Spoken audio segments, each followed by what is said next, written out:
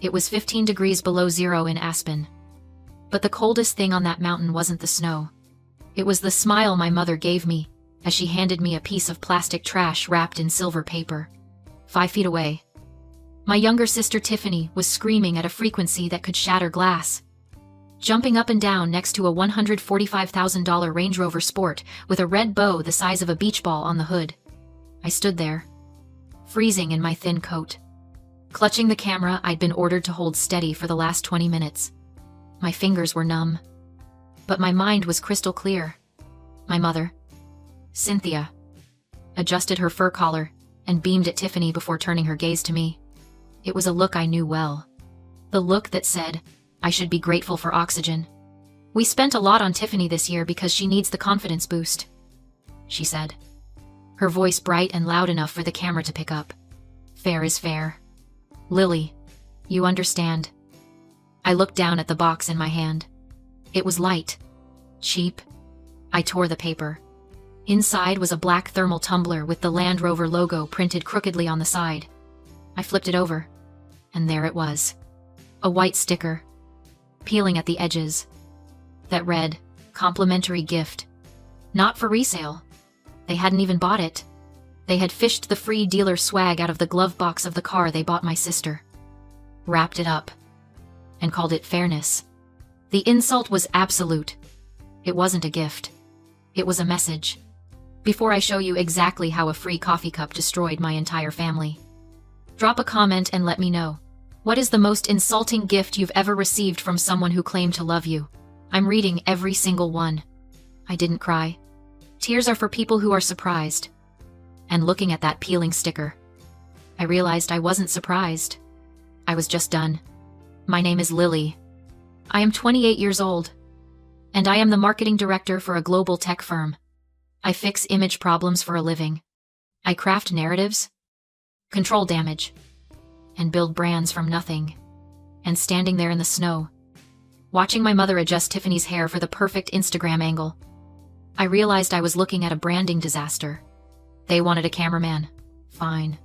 I would give them the best production value of their lives. I walked back to the van I had driven up the mountain, the one filled with the luggage I had packed and the food I had bought. I pulled out my professional tripod and my 4K camera. My mother, Cynthia, barely glanced at me. She probably thought I was setting up to capture more angles of Tiffany's triumph. Make sure you get the light hitting the emblem. Lily, she shouted, her breath puffing in the frigid air. We want it to look cinematic. Oh, it will, I whispered. I set the tripod down in the snow, leveling the legs with practiced precision. Muscle memory took over. My hands stopped shaking the moment I touched the focus ring. I wasn't their daughter anymore. I was a director. And I was about to shoot the most important commercial of my career. I framed the shot perfectly. In the background, the $145,000 Range Rover Sport. Gleaming. Majestic. Expensive. In the foreground, resting on a patch of dirty ice, the black plastic tumbler with the not for resale sticker facing the lens. I hit record. Welcome to a masterclass in family value, I said, my voice steady, professional, the same tone I used in boardroom presentations. On the left, we have Product A, a luxury SUV, financing secured through mysterious means. Market value the price of a small house, given to the child who has never held a job for longer than 3 months. On the right, Product B, a promotional thermal cup, plastic, BPA status, unknown. Market value, $0. Retrieved from the trash, given to the child who paid the deposit for this trip. I zoomed in on the car, then snapped the focus back to the cup. The ROI on family loyalty, -100%. Happy holidays from the family that thinks love is a line item they can write off. I cut the feed. I didn't review it. I didn't need to. I knew I had the shot. I sat in the driver's seat of the van and opened my laptop. I didn't post it to my private Instagram where my 50 friends would see it. I went straight to LinkedIn. I went to TikTok. I tagged the dealership. I tagged Land Rover. I tagged the luxury rental agency. I tagged my professional network of 20,000 marketers, brand strategists, and PR specialists. I typed the caption, "Point of view, when the budget goes to the favorite, and the freebie goes to the financier." Number, marketing fail. Number, unboxing. Number, family values. I hit post. The progress bar zipped across the screen. Upload complete. My mother was still waving at me from the driveway, pointing at Tiffany, mouthing the words, "Get a wide shot." She had no idea that I had just launched a PR nuclear missile directly at her reputation. The reception up here was spotty, but it was good enough to start a fire. I folded the laptop shut. The cold metal felt good against my fingers. I wasn't just leaving. I was initiating a hostile takeover of the narrative. I walked into the guest room, the smallest one in the cabin, tucked behind the kitchen like an afterthought. It had bunk beds. I was a 28-year-old executive paying the mortgage on my own condo in the city, and my mother had assigned me the bottom bunk, while Tiffany slept in the master suite with the jacuzzi tub. I didn't care about the bed. I cared about the receipt glowing on my phone screen. I opened my banking app. There it was. Processed 3 weeks ago. High-altitude luxury rentals. Charge, $3,000. I remembered the call vividly.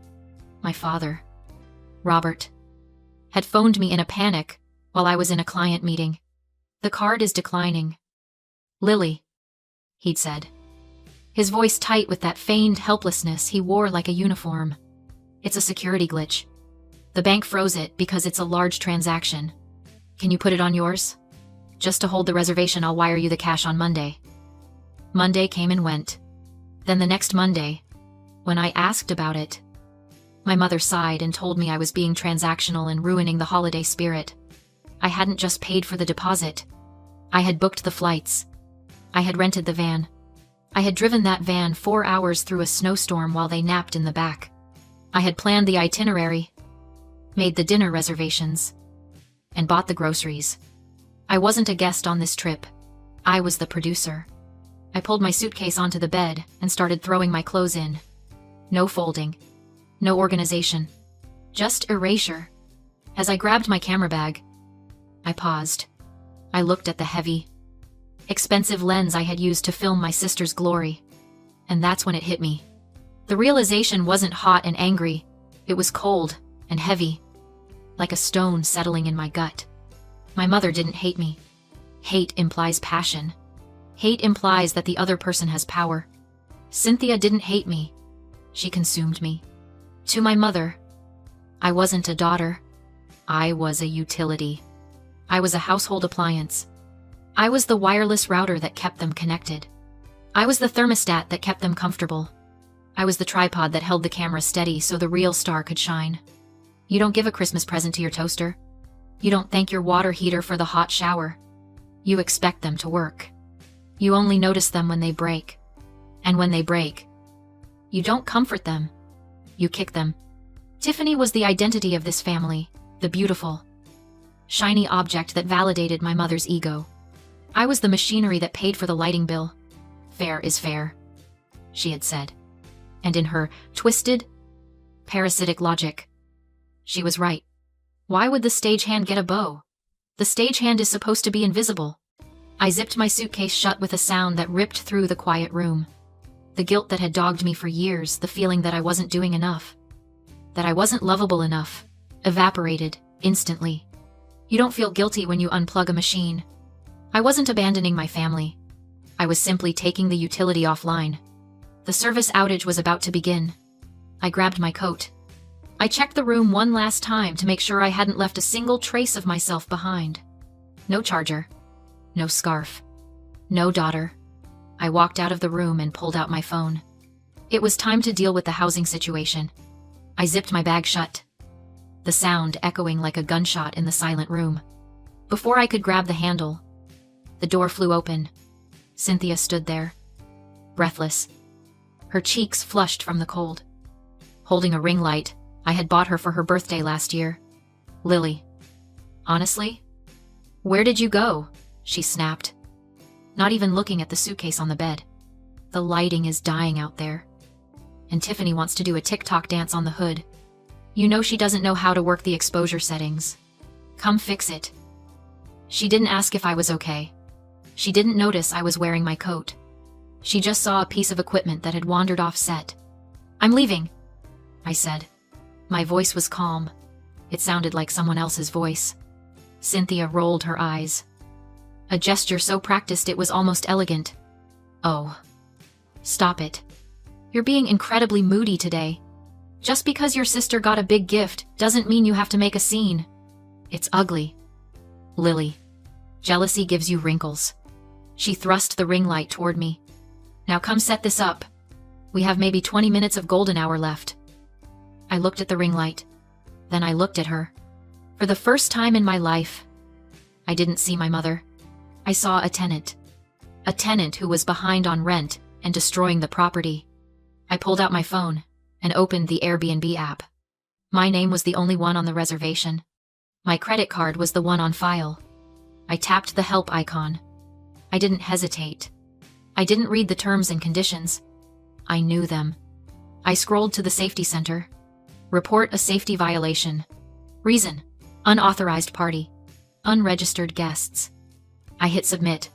Then I hit cancel reservation effective immediately. I said, I'm leaving. I repeated, brushing past her. And since I'm the booking guest, and you aren't listed on the reservation, you're leaving too. What are you talking about? She demanded, following me down the hall, her heels clicking aggressively on the hardwood. You can't leave. Who is going to drive the van back? I didn't answer. I walked out the front door, into the biting wind. Tiffany was draped across the hood of the Range Rover. Posing, Robert was holding a reflector. They looked like a bad commercial for entitlement. Lily, my father shouted, waving the reflector. Move the van. It's in the shot. I'm moving it. I called back. All the way to Denver. I threw my bag into the passenger seat of my sedan, the car I had paid for. The car I owned. I climbed in and started the engine. The heater roared to life, blasting warmth into my frozen fingers. Lily! Get back here! Cynthia was screaming now. Standing on the porch, realizing that her production crew was quitting mid-shoot. You are ruining Christmas. I command you to come back here. I shifted into reverse. I didn't look at her. I looked at the dashboard clock. The cancellation policy for immediate safety violations was automated. The smart locks on the cabin were internet connected. I pulled out of the driveway and began the descent down the mountain.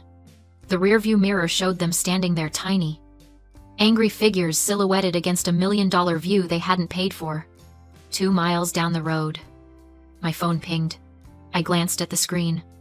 Airbnb support reservation canceled. Smart lock access code. Reset. It was 10 degrees below zero. The sun was setting. And the digital key to the warm, $3,000 cabin they were standing in front of had just evaporated. I turned up the radio. 24 hours later, I was sitting in a king-sized bed at the St. Regis in Denver, wearing a robe that cost more than the gift my mother had given me. The room was warm. The coffee was hot. And my phone was melting down. I had turned off notifications for my family, but I had left them on for my professional network. The LinkedIn post had gone nuclear. 2 million views in 24 hours. It had crossed platforms, jumping from the professional sphere to the chaotic viral landscape of TikTok and Twitter. The hashtag number, fair is fair, was trending. But not in the way my mother would have liked. I scrolled through the comments. It wasn't just strangers offering sympathy. It was marketing directors, brand strategists, and creative leads dissecting the unboxing as a piece of satire. They called it the most honest review of the year. They called my family the bad Santas. Then I saw the notification that made me laugh out loud in the quiet room. The Land Rover dealership, the specific franchise where the car was purchased, had reposted my video. They didn't apologize to my sister. They capitalized on the moment. Their caption read, PSA, please remove all complimentary merchandise from the vehicle before gifting. We do not endorse regifting dealer swag. Number, luxury standard. Tiffany wasn't just embarrassed. She was a global meme. The internet had done what I never could. It burst her bubble. I finally checked my blocked voicemails. 42 messages. They moved from rage to confusion to pure panic. The sheriff had arrived at the cabin 45 minutes after I left. My report of unauthorized guests triggered an automatic eviction in the middle of a blizzard. My parents and Tiffany were escorted out and dumped into a Motel 6 because every luxury lodge was booked. At 3 a.m., my father left a voicemail. His voice shook with entitlement. "Take the video down and post a retraction," he threatened, "or I'll sue you for defamation and bankrupt you." He thought he was holding a weapon. He didn't realize it was a boomerang. I saved the voicemail and sent it to my lawyer. A lawsuit meant discovery and leverage. That's when I noticed the black Tumbler on my nightstand. I peeled off the sticker and found a small QR code. Out of curiosity, I scanned it. The page that loaded made my blood run cold. "Welcome back, Lily." The dashboard showed a Range Rover Sport. The VIN, active financing, and the primary account holder, me. They hadn't bought the car. I had. The loan was $145. 000. Zero down. Predatory interest. $2. $400 a month. They had used my social security number. 6 months earlier, my mother had asked for it urgently to update insurance paperwork. I had trusted her. She forged my signature and buried me in debt. The car wasn't a gift to Tiffany. It was mine, paid by me, driven by her. And the Tumbler. It was the only thing they could give me without my credit. My father texted next. "Changing tactics. The car's in your name to help your credit." He wrote, "Tiffany drives it. We pay when we can. Don't blow this up." That was the trap. They were betting I'd stay silent to protect my credit. For a moment, I felt cornered. If I reported the fraud, my father could go to prison. If I didn't, I'd be enslaved to a 6-figure loan. Then I remembered the first rule of asset management. The owner controls the asset. I opened the app. Vehicle status unlocked. Location, Motel 6. Glenwood Springs. Fuel 15%. They were trying to leave. My phone rang my father, screaming, "The car won't start. Fix it." "You didn't buy anything," I said calmly, "and the car isn't broken." I tapped stolen vehicle assistance. It says, "Engine immobilized." "Doesn't it?" I continued. "That happens when the owner reports the vehicle stolen." Silence. I sent the GPS location to the sheriff and forwarded the financing documents and his voicemail admitting fraud. Sirens sounded in the background. "The police are here," Tiffany screamed. "Goodbye, Dad," I said, and ended the call. The app updated. Vehicle secured. Law enforcement on scene. The bank wiped the debt once they confirmed I was hundreds of miles away when the paperwork was signed. My credit was frozen, cleaned, and protected. My parents weren't so lucky. Identity theft and wire fraud destroyed what little they had left. Tiffany lost the car, the clout, and the followers. I sat in the quiet hotel room, picked up the cheap tumbler, and laughed at the irony. If they hadn't tried to pass garbage off as generosity, I never would have scanned the code. They could have destroyed my credit quietly, but greed left breadcrumbs. They tried to save $20 on a Christmas gift and it cost them their freedom. I dropped the cup into the trash, ordered steak and eggs, and for the first time in my life, didn't worry about the bill. I wasn't paying for anyone else anymore.